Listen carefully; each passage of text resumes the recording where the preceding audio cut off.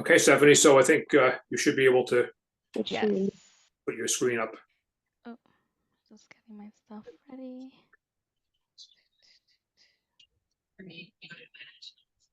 Hopefully you guys are able to see it. Okay, can everyone see my screen? I can see it. Okay, good. Okay. All right. Hello, everyone. Good evening. My name is Stephanie Martinez. I am one of the community education programs here at the New York City chapter at the Alzheimer's Association. And one of my biggest roles here is that I deliver and I communicate resources and information about Alzheimer's to the community.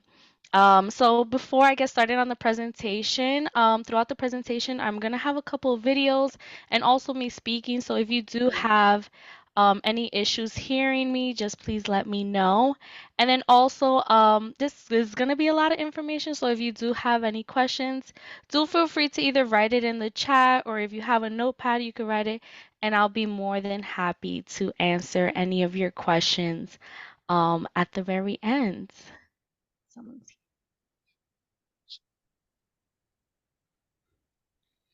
All right, so today's learning objective, we're going to explore how communication takes place when someone living with any form of dementia.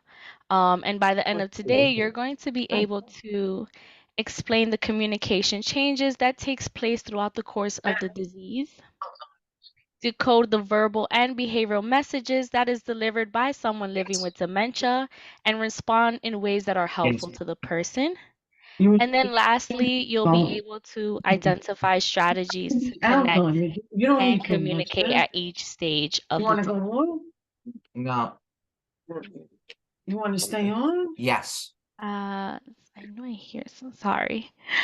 So what is communication? So communication, it is more than just talking and listening. It is also about sending and receiving messages through attitude, tone of voice, facial expression, and body language. And communication is a way to express who we are. No, I like Relate. pajamas altercation.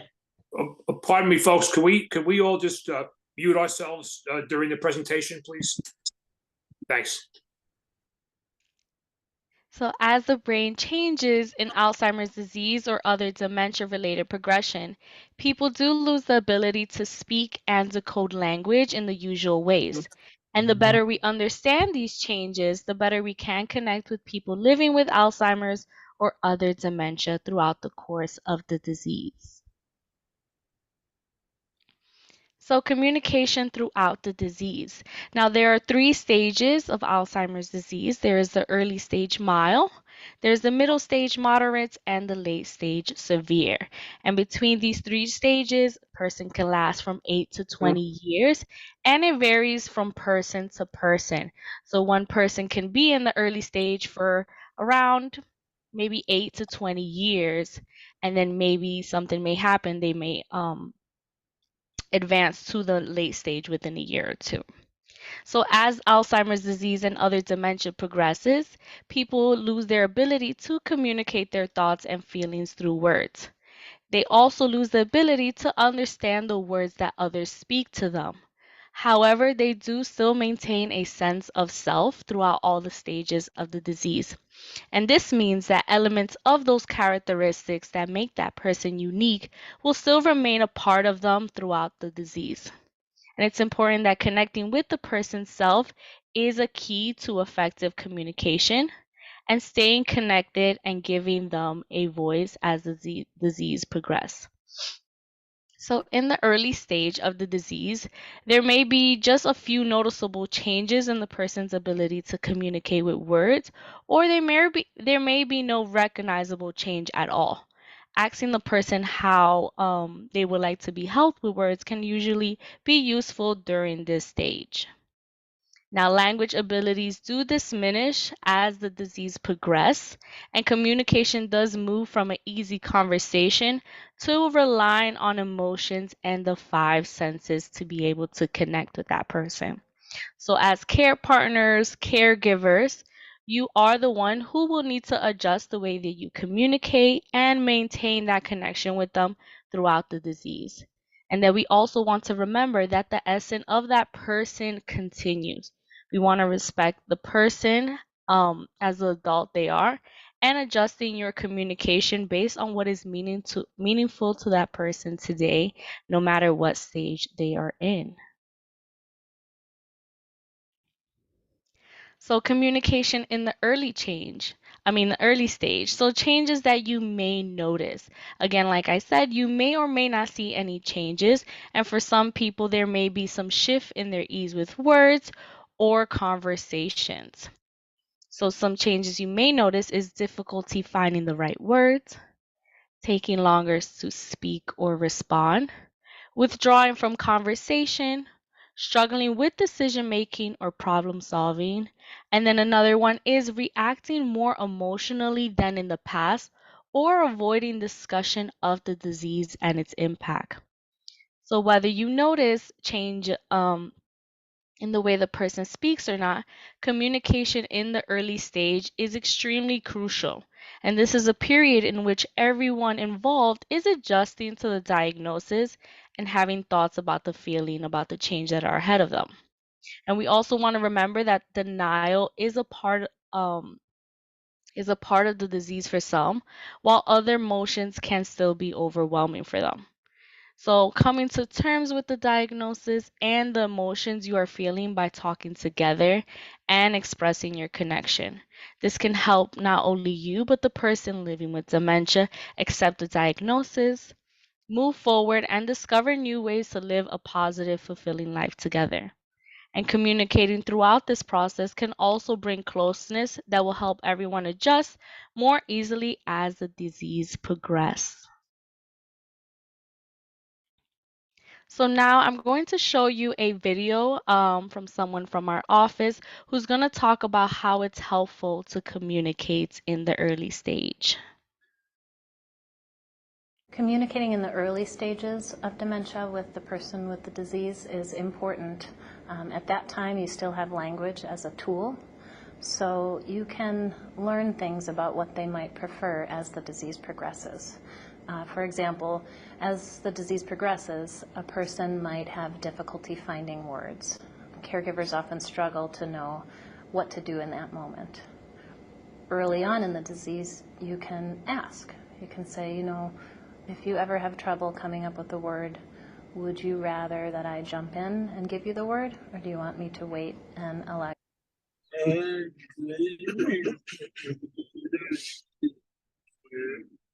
you some time so you can find it on your own?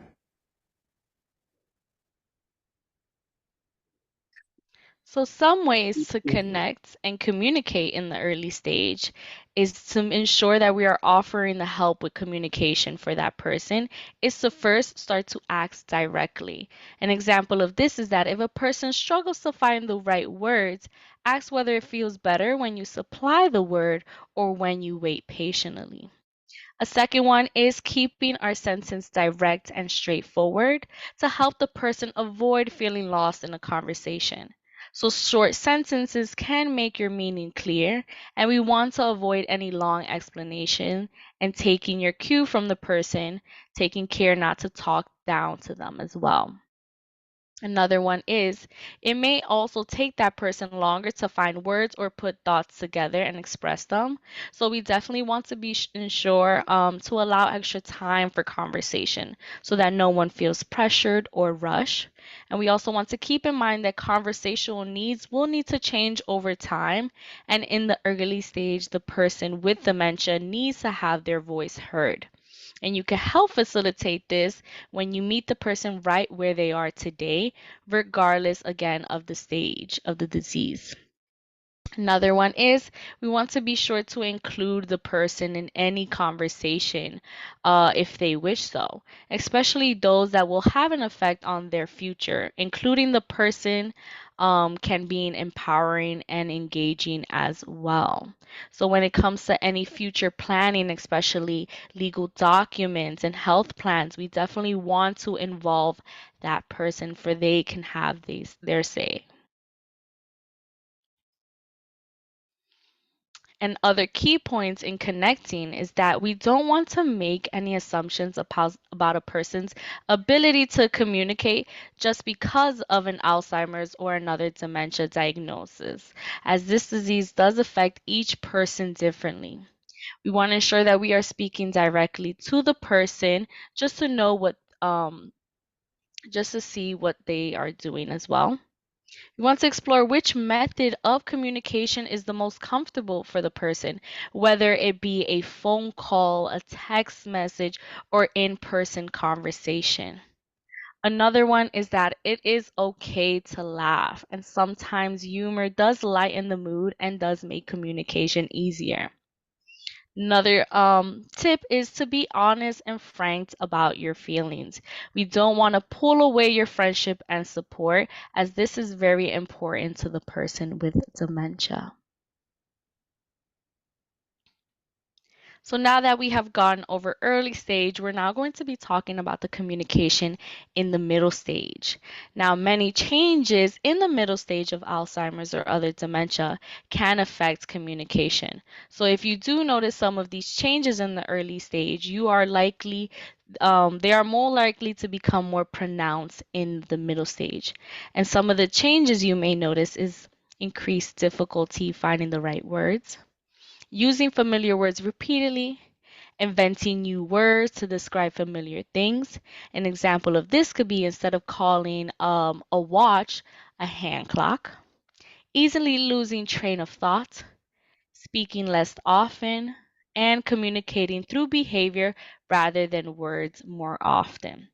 And some other changes that you may notice that is not on the slide is difficulty organizing words logically, reverting to speaking in a native language, using curse words, relying on gestures instead of speaking, difficulty following a conversation or TV program, difficulty decoding what others say.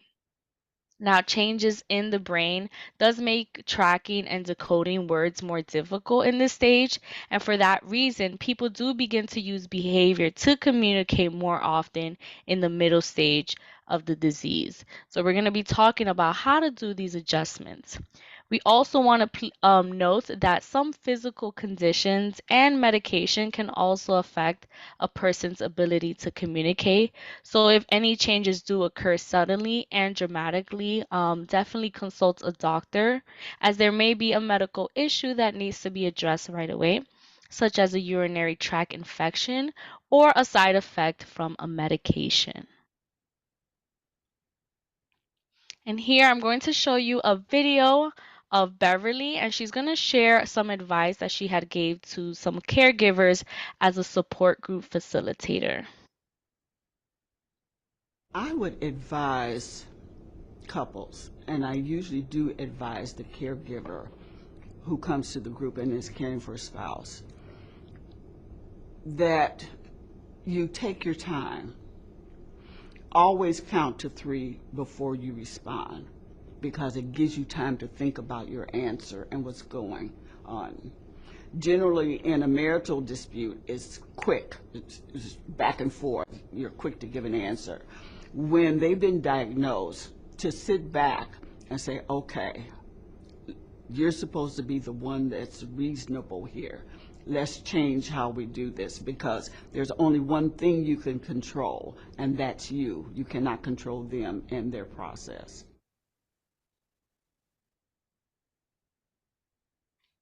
So some ways to connect with someone and communication in the middle stage is that we want to first approach the person gently. We always want to start off this way. And secondly, we want to identify ourselves and approach the person from the front and at an eye level. So calling the person by name and say who you are in relation to the person. So an example of this is whether if it's a parent, you can say, "Hey dad, it's your daughter Sue," as this can help orient the person and get their attention. We definitely don't want to approach the person from the back because it can startle them. Another thing is sometimes even using touch can show that you care, even when your words are just about a task or are not understood. So a gentle touch can also help get a person's attention.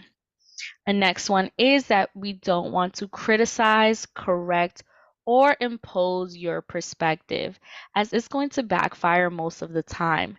We want to pay attention to our facial expression and our tone of voice. And we want to be calm and patient, as the person can feel either your tension or your patient understanding. And finally, we want to remember to take that time to communicate with that person. You want to give yourself and the person you're talking to with enough time to respond, interact, and connect as well. Yes. And now I'm going to show another video, and this is going to be Rebecca, and she's going to talk about how she had to adjust her own thoughts and response when her mother was repeating herself. She could sense my frustration because occasionally I would lose my patience and I would bark at her. Why are you asking me that question again? I just answered that question 2 minutes ago. And then she would get frustrated because, you know, she was very old school and she's like, don't disrespect me. And I didn't ask you that question 2 minutes ago. It's a new question. So phase 2 of our relationship was like, okay, that's a new question. I'll answer it again.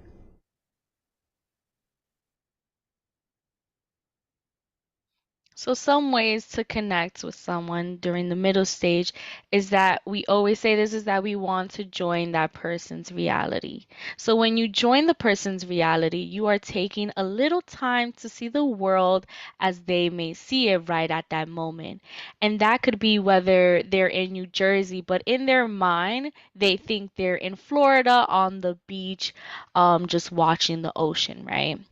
And when seen from their perspective, the person's behavior can often become understandable to you. And due to the changes that accompany the disease, the person will probably not be able to see your perspective. So you again will be the one who will need to use respect and empathy to see the world through their eyes. So joining that person's reality is very key to helping the person have their say, and it also provides soothing and reassurance.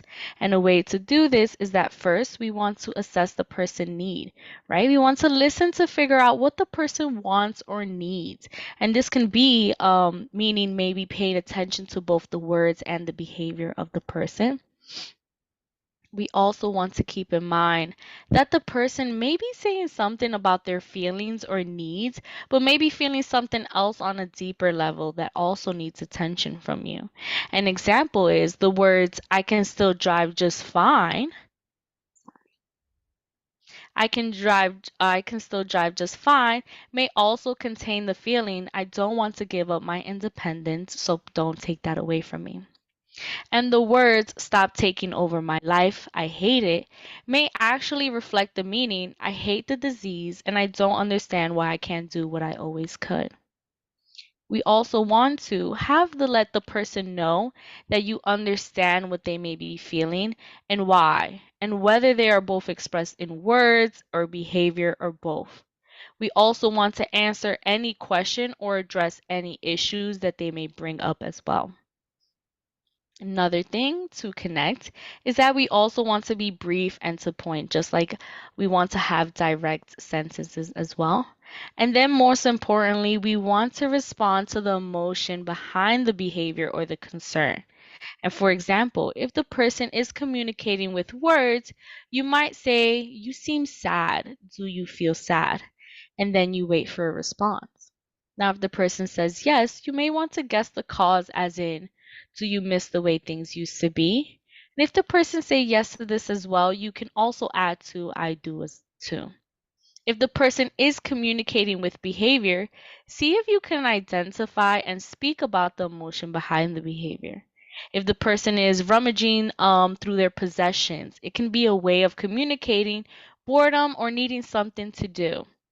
Maybe hitting during bathing can be a way to say that the person feels too hot, too cold, or uncomfortable with being naked or feeling out of control.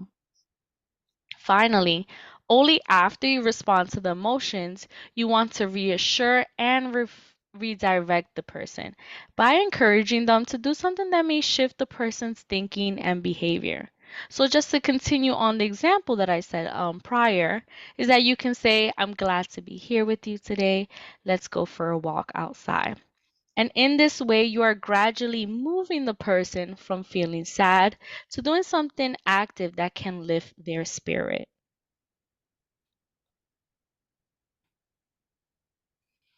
And in other ways to connect is that we want to keep it slow and basic. Again, we want to take our time and be patient when we're communicating. And the more that you are slowed down, the less resistance you will encounter because the person won't feel rushed and unable to keep pace. Now, rushing does leave the person feeling frustrated, inadequate, upset with themselves, and then they can become resistant. So by taking your time, you will avoid frustration for everyone. Again, we do once again use short sentences, basic words, and we want to speak clearly. As it sometimes can help to even offer the choice you think best at the end of the sentence. An example of this can be rather than asking, what would you like for breakfast? You could say, it's breakfast time. Would you like eggs or would you like oatmeal? So giving a choice. Another way to connect is that we want to give multiple cues. So it is definitely helpful to give that person many different cues as you communicate, as this can reinforce your words and clarify your message. So providing visual cues and gestures, such as avoiding sudden movements and using gentle gestures and pointing. But again, we want to avoid making any sudden gestures that may startle the person, right? So we don't want to approach them from the back. We don't want to move too quickly as well. Writing things down for the person, such as reminder notes, calendars, labels, and lists, can help remind the person of where things belong. And what is to be done and who is who in that person's life. So maybe in a photo album, even having label on those photos like with their names can definitely help the person keep track of names and relationship in the middle stage. Another way to help is that we want to offer answers in your questions, as this is much easier for someone that is in the middle stage to choose what to eat for lunch. An example of this again would be, what would you like for lunch? Would you like a ham sandwich or a turkey sandwich? And again, we do want to repeat our information and question. So although you may have put many reminders in place, we do want to plan on needing to repeat information that you provide or any questions that you may have asked, as the person may have not been able to decode your message completely the first time, and repetition can definitely help. The next one is that we want to turn negatives into positives. An example is that if you need to get the person into the shower and they're always resisting this task, rather than saying it's time for your shower, triggering resistance, you can say, let's go get you cleaned up for the day so you'll be ready for your friend's visit this afternoon. And lastly, we want to avoid quizzing the person. Now, quizzing the person, asking them to try harder to remember, or saying that they know the answer and asking the person to think again is unfair and does not work. So trying harder just leads to frustration, and it is much more respectful and helpful to give the person the information they need for a task or a situation, along with reminders as needed as well. And again, more to connecting in the middle stage is that we want to always respond empathetically and reassure. Again, we want to join that person's reality. We want to let that person know that you are there and that you are listening to them and you are hearing their concerns. and that facts are less important than the person's feeling and their view of reality. So these feelings and perspectives are very real to that person. So just like how that example I gave where that person might think they're at a beach in Florida, right? They might think it's very real to them. So we want to join that reality with them, and responding to those feelings first can definitely help avoid any resistance. We want to provide reassurance that you are together and safe and that you are there to help them. And we want to let that person know that you hear and understand the thoughts and feelings they are experiencing. And as long as there is not a safety issue, you can agree and go with the flow, finding common grounds whenever possible, and also making any adjustments to the situations that are necessary. And then you can redirect the person to another activity if needed. And now we're going to be talking about communication in the late stage. Now, in the late stage, the person may only use a few words, but they still need to connect and be able to communicate. And since the person has lost many of the functions by the late stage, you may feel a strong urge to do something, right? Maybe to take over. Usually, your presence and connection with the person are much more important than doing something very certain for that person. We want to remember that the person, again, is still an adult with a sense of self that continues throughout the stage, and that you can connect with those aspects of the self by remembering the person's history and, again, respecting their preference. And the goal is that we want to help the person feel content and happy whenever possible. We want to keep talking to them, right? Using familiar words, names, whether it be phrases, poems, or songs.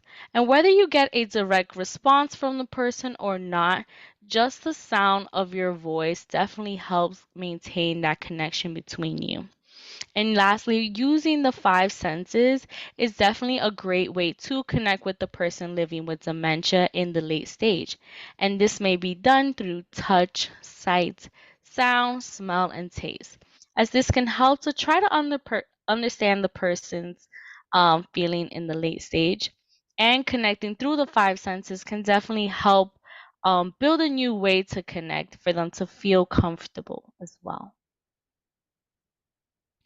And here I'm going to show you a video with Sandra. She's going to talk about connecting with her mother in the late stage of the disease. I know that my mom feels aggravated. I know that she feels alone. I know that she feels confused. And I know on any given day, I don't know if I've made it better for her. I try. In these later stages, I've come to recognize that being really aware of the five senses is really important. Touch seems to give her a great deal of comfort. I know when I come over, I'm going to brush her hair all the time. And my husband noted to me recently, he said, you know, you should see the look on your mom's face when you're brushing her hair. She's just happy. She's just happy. She doesn't say a lot. And I do it for a long period of time. I comb it, I braid it, I do funny things with it, but it just allows me to just be with her in a way that makes her feel comfortable. So some ways to connect in the late stage is that we'll first start off with touch. And some ways you can do this is by feeling different fabrics, such as satin or even cotton, identifying shapes by touch, giving lotion hand massage. And what you can do is that you can even combine another sense, such as a smell, and putting maybe a fragrant lotion when giving that hand massage. Identifying everyday items in a bag by touch, visiting with animals, sculpting using non-toxic materials such as clay or dough, and holding the person's hand or stroking their arm or back. And we see that this is the most powerful way to connect non-verbally during this stage. Now, connecting through sight, you're able to laminate brightly colored pictures to look at together. Watch videos of animal, nature, or travel, or any of the shows that they may like. Looking at photo albums together, again with the labels of names, just to have those familiar words. Viewing photos of famous painting, favorite settings, or even prominent people from the past. Watching birds, or even going to the aquarium and looking at fishes, painting with watercolors, and even going outdoors or sitting by an open window together just to experience that environment together. And it can use many of the senses as once.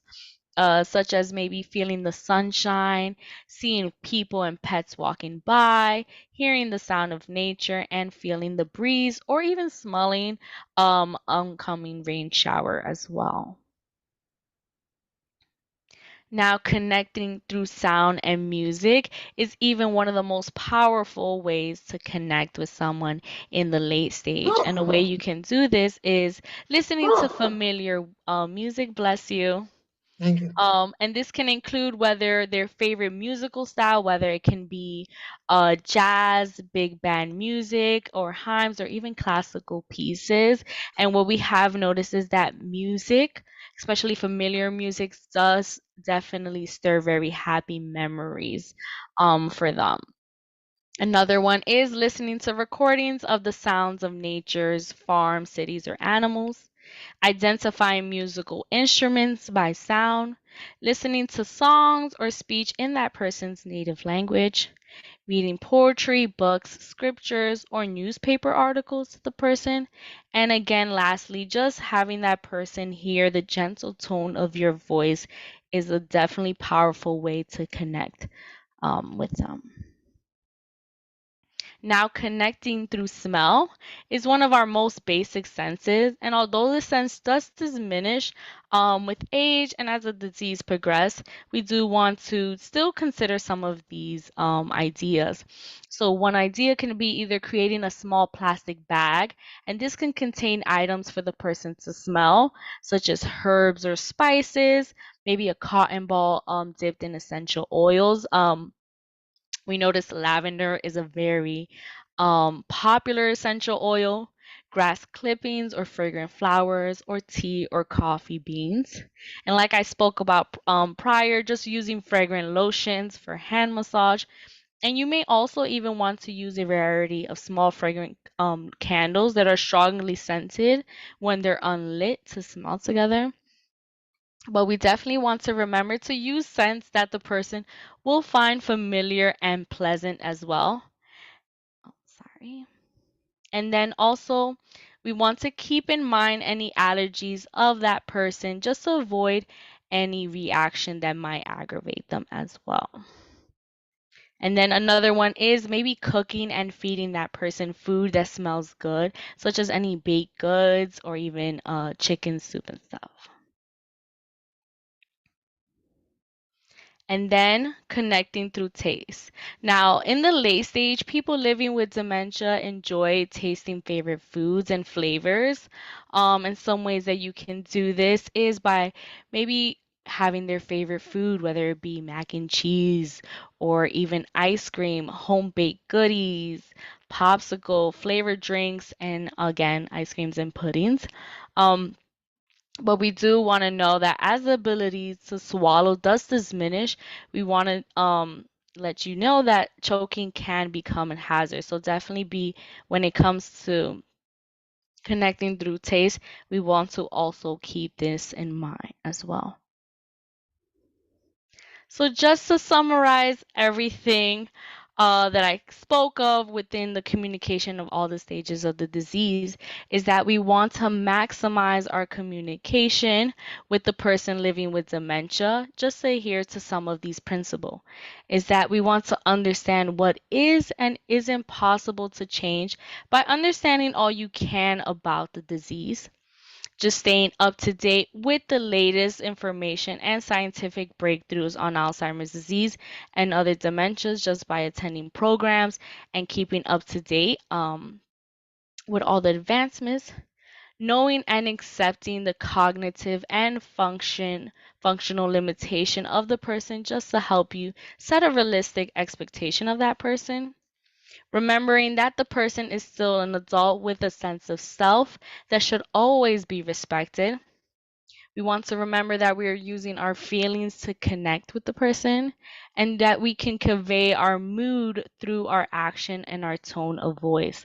Again, as they can pick up whether you feel tense, upset, or even patient, we want to stay focused on your positive feelings for the person just to increase that understanding of their reality. We want to demonstrate your caring to the person to help you connect, listen and observing, and even trying to decode what that person is communicating, whether it be through verbal communication or behavior.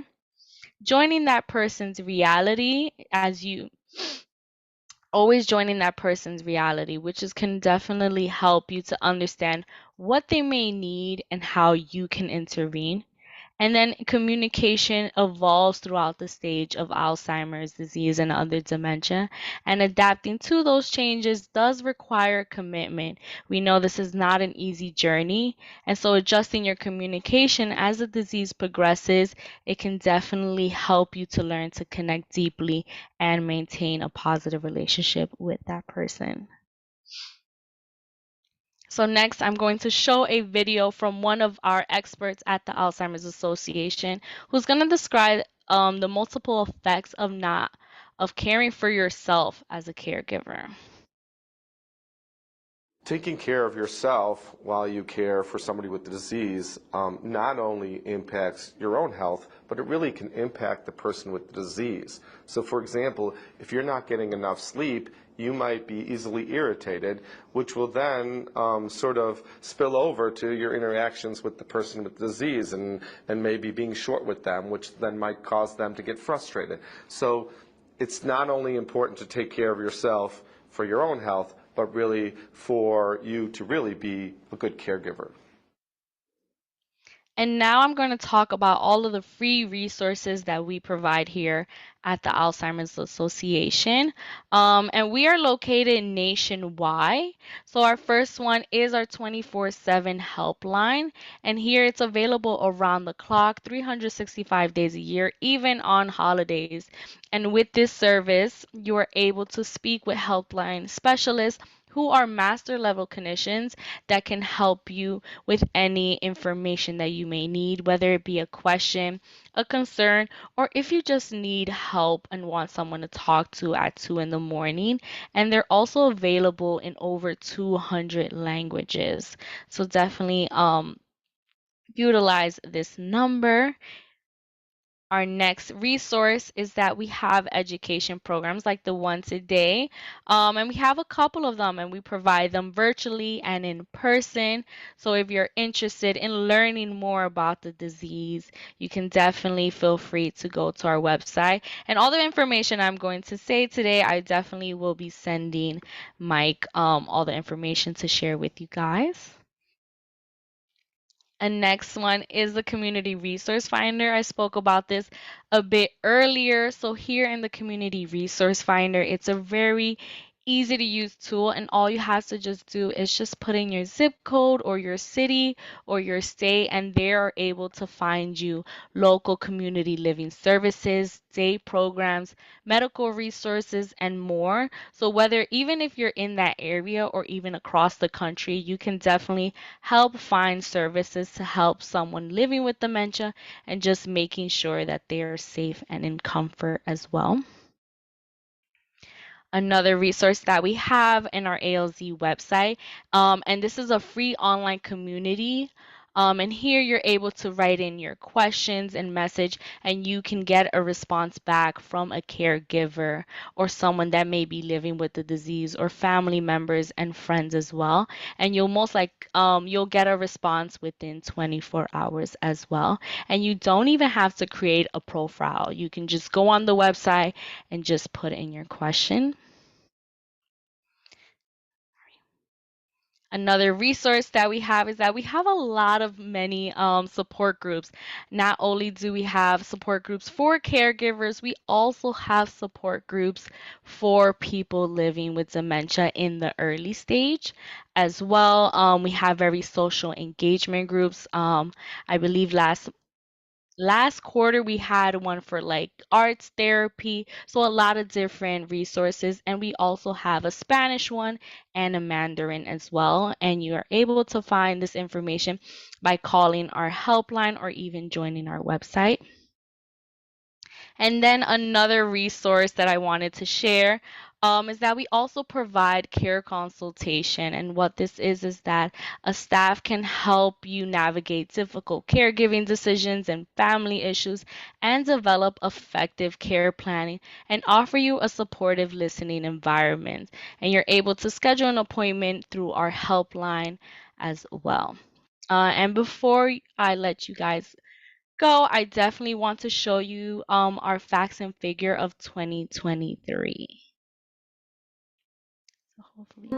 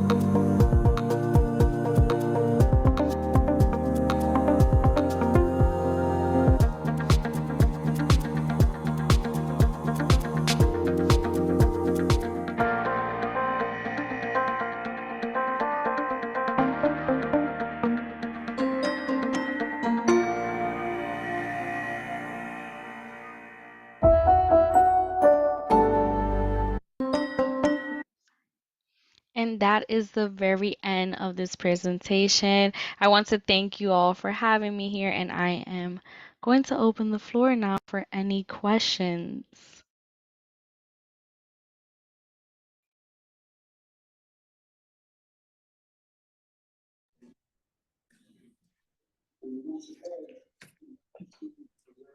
Yes. Yeah, I'm on a support group in Naples, Florida, and it was amazing when I heard that dementia is like the umbrella, and within that umbrella, there are 120 types of dementia, Alzheimer's being one, and about 80% of people have Alzheimer's. There's Lewy body, there's frontal lobe, and these people react differently. Yep. My husband happens to have Alzheimer's, and he's very sweet and compliant, which is a plus for me. There are other people that are very angry and very, very nasty, threatening.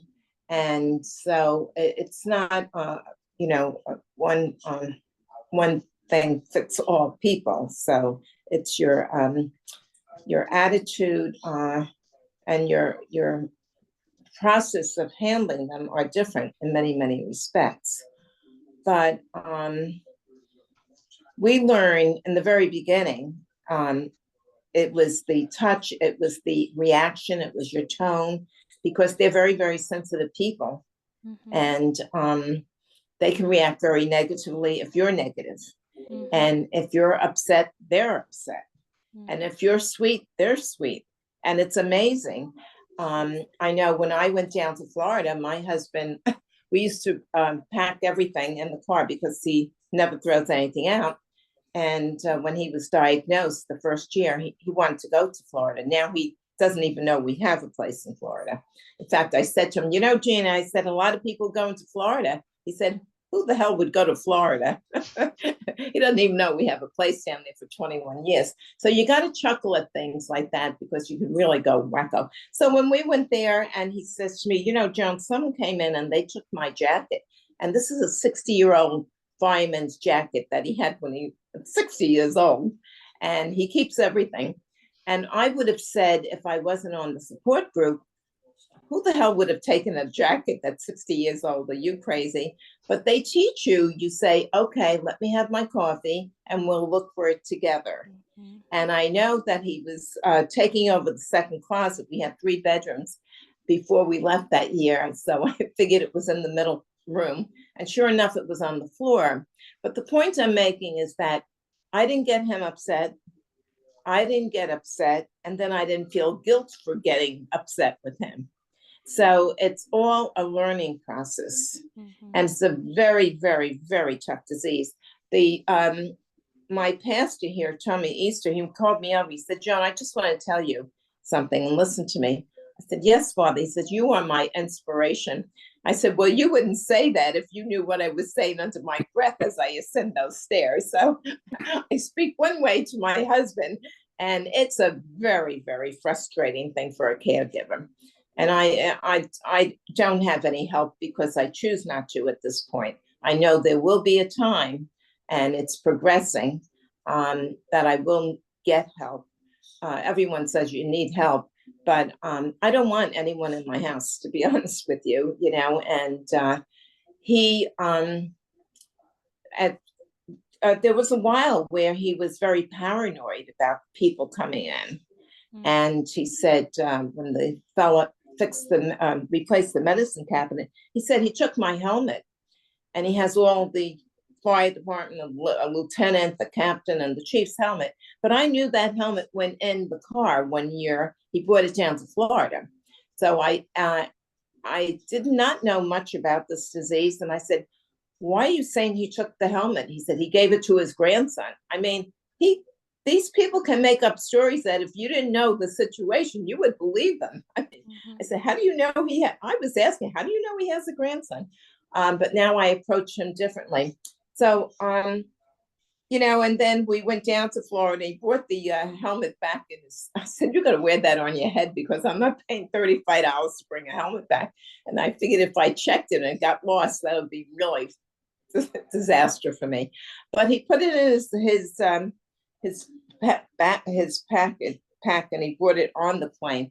But I'm just saying that it's such a progressive disease. And now a man that had such a terrific, fluent vocabulary, he can't even formulate his ideas. He can't even formulate the words, the sentences, and you don't disagree with them. You don't argue. You know, I had firemen in the house today, and he's talking about his brothers. Well, one was a chief, and the other one was never in the fire department, but he insists. So I just go along with it. And they said, oh, his brother Jack Flynn? I said, no, he was a Secret Service guy, and he's passed on. But yeah, and it's very, very difficult. They say you go where they are at the point. Yeah. Wherever they are, that's what you refer to as their reality. Mm-hmm. But I think the best thing is to get a support and knowledge of this disease. Because if you don't have knowledge, you don't know how to approach it. Mm-hmm. And I put a gate upstairs because I'm afraid he's going to fall. And I told him the gate was for me because I fell. And they teach you say white lies. Yeah. Because they get very, very sensitive. If I were to tell him the gate was for him, so I'm not going to fall. Meanwhile, he's fallen like 4 times, had 2 brain bleeds, but you don't argue. But that's all I have to offer, and I appreciate you. Input. Thank you for sharing. I know you are doing the very best from what I'm hearing and everything. Pat, can you unmute yourself, Pat? Okay, good. Sure.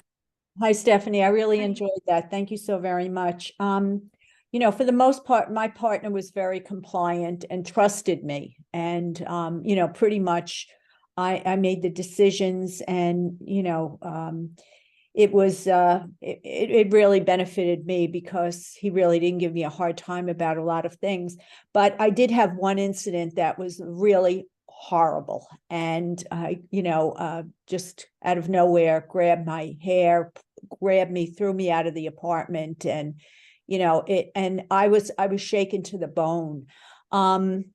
I stayed at my sister's that night, and the next day I had to take him to the eye doctor for another appointment, and then took him to daycare and where he was due to go. And the women there, one was a nurse and one was the assistant director. And I was so shaken that, they said, well, you better check him for UTI, which you mentioned in your presentation. And I did that right away. And I did get him in to see the neurologist. And, I had written the whole incident down, and the neurologist, really saw us in the next 2 days.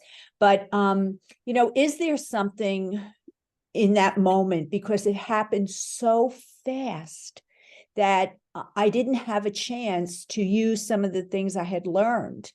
And, I often wonder, he was so enraged that I didn't know what else he was capable of doing. I mean, he knocked my glasses off. I didn't have my cell phone. Thank God my sister lives next door. I was able to, go over to her place. But is there something that you recommend when it gets out of control too quickly and you don't have a chance to really use some of the tools that, you learn or you explain? Definitely the first thing you want to do in a situation like that is that you want to ensure that they are in a safe spot and that you are safe as well. And I really, if it comes to the situation, definitely calling 911. If there are in an assisted living home, if there's a security or even a neighbor to help out in that situation. And the reason for these behavior is one, it's not them, it's really the disease. And a lot of things can trigger them easily. They can either pass by a TV and hear some shooting from the TV, and that can aggravate them and trigger them. So yeah, definitely some ways that you can do that is one, first ensuring that you are safe and that they are in a secured spot, and then also calling 911 in that situation. But when we do call 911, we want to let them know that that person does have Alzheimer's and dementia. And at the Alzheimer's Association, we do train first responders on how to respond to when they get calls like this.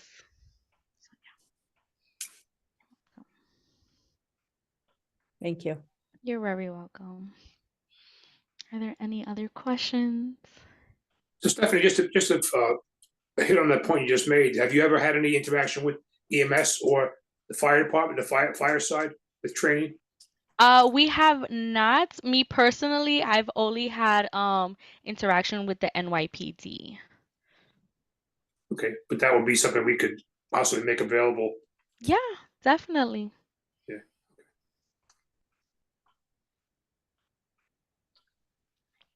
Any other questions? I know I spoke on a lot of information. Mike, I definitely will send you all the information through email so you can share with everyone. Great, Stephanie. Thanks so much for and hopefully we'll continue this partnership. Yes, I hope so. And it was great meeting all of you, and I hope to see you guys again. And someone's here. All right, thank you so Excuse much. me. Very Could I just well. ask one I just question? want to add that it's very, Oh. very important that gentleman at the end, the support group that I'm on Friday has a self-care program every Friday. And the caretaker really has to take care of themselves, because if you don't take care of yourself, you have a lot of resentment towards the person, even though it's the disease. And it's self-care is very, very important. Could I ask one There question? was another question also. I think. Yes. Yeah, this is Jack.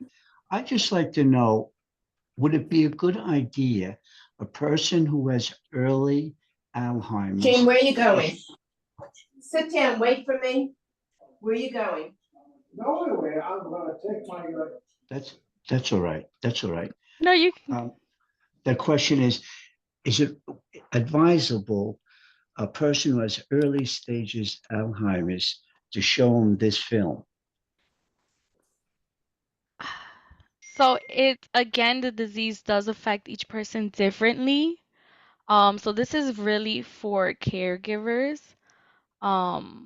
Because this is for how caregiver or families or friends or anyone that knows someone living with dementia on how to communicate with them. But we do have a lot of resources for someone that is in the early stage. as well. Just like we do have a lot of engagement programs for them that kind of speak on this, on how they can communicate or express their feelings. But definitely I wouldn't recommend this program for them. Uh-oh.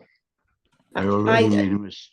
To answer that I- question, in my situation, I told my husband, I said, Gene, you happen to have Alzheimer's. And he said, in the beginning, he said, there's something wrong with my head. And I said, well, you happen to have Alzheimer's. And he says to me, Joan, get over it, get over it. So he didn't want to hear he had Alzheimer's. So I don't know, maybe for different people, it's different reactions, but my husband didn't want to think Yeah, about it. we do have a program called Dementia Conversation. And with that program, just to give a brief of what it is just how to have conversation with the person in that early stage and how to have, like, when it comes to stopping to drive, to start future planning. So definitely, for anyone that is within the early stage, our program, Dementia Conversation, can definitely be helpful for them. Yeah, I'm all finished. Well, I too, this is iPad 6 Jack. I want to thank Joanne, Stephanie, Michael, and Pat. You guys are great. Got a lot of information. I really appreciate it. Very welcome. Thanks, Jack. Thanks, Jack. And folks, if anybody happens to meet anybody who couldn't get on tonight, please offer our apologies for the mistake. And we're going to have the presentation will be available, by email, so we can send it to anybody who wants to see it. And that's not quite the same as being here, but I mean it's something. So I'll take the hit. If they can call us, but that's unfortunately, there may have been other people who would have wanted to be on. We may not know until they call us, but that's that.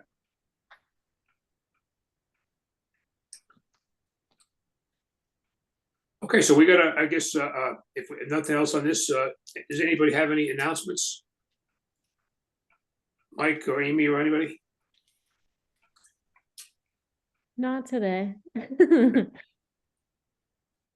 I want to thank, Pat and Joan have been really helpful in this area because they have a lot of experience. And thank you both for being on here and offering your wisdom.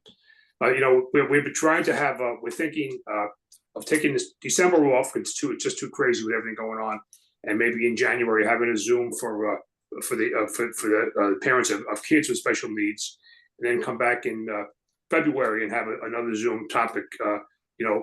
For people taking care of adults, and we're very happy to hear of any suggestions people might have about what we might, present next time. And then we're going to try to have something in the spring, in person at Hybrid at the Rock, where the Training Academy, where we have somebody, a financial planner and a lawyer, talk about not just special needs as it relates to children, but also as it relates to seniors. And last year we kind of tagged on at the end with the seniors, but we didn't really have a lot. So we're going to try to make it more of a balanced program in the spring where we're talking about both populations. Doing a great job, Mike. Yeah, Mike, this is good. But I just want to say something also for caregivers, my support group, and it has helped me so much, that it's not the person, it's the disease you get upset with. And when you do get overwhelmed with them, you remember when you look at them on the forehead, it's out of order. And, I paused many, many times when I said, oh my God, this is not Jane, this is the disease, out of order, because it's very, very overwhelming, and you need support with this. It's, I don't know what to say, but it's each day it's a new situation, So in this house we have the water going on all night, so every time he goes into the bathroom, I have to get up and make sure the water's not on. So there are different manifestations of this disease. Thank God it's not the oven. So if anybody doesn't get our emails, if they want to just either stay on, or I'm going to turn the recorder off.